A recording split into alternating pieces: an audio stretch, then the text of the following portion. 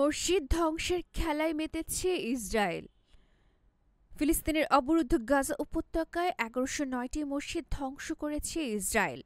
গাজা সরকারের ওমেন্স এবং ধর্মীয় বিষয়ক মন্ত্রণালয় জানিয়েছে, ইসরায়েলের হামলার ফলে গাজা উপত্যকায় ১,২৪৪টি মসজিদ ধ্বংসের মধ্যে ১,১০৯টি মসজিদ ধ্বংস হয়ে গেছে।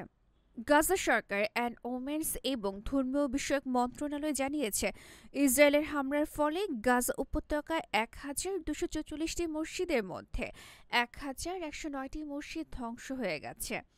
গাজা ধর্মীয় বিষয়ক মন্ত্রণালয়ের একজন কর্মকর্তা গাজার ধ্বংসপ্রাপ্ত ওমরি মসজিদের সামনে এক সংবাদ সম্মেলনে এ তথ্য প্রদান করেছেন। বিবৃতিতে বলা হয়েছে, গাজার ৮৯% মসজিদ ধ্বংস হয়েছে, ৮৩৪টি মসজিদ পুরোপুরি ধ্বংস হয়েছে এবং ২৭৫টি মসজিদ ব্যবহারের অযোগ্য হয়ে পড়েছে।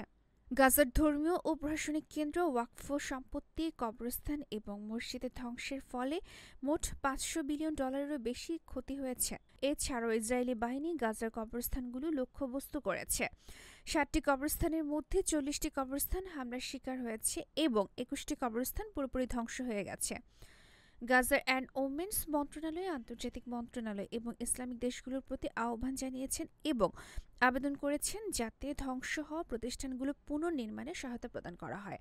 এতে বলা হয়েছে, মসজিদগুলো শুধুমাত্র উপাসনা স্থল নয়, বরং সেগুলো সমাজের আধ্যাত্মিক এবং সামাজিক কাঠামো শক্তিশালী করার কেন্দ্র হিসেবেও কাজ করে। আন্তর্জাতিক ডেস্ক, গণমানুষের আওয়াজ।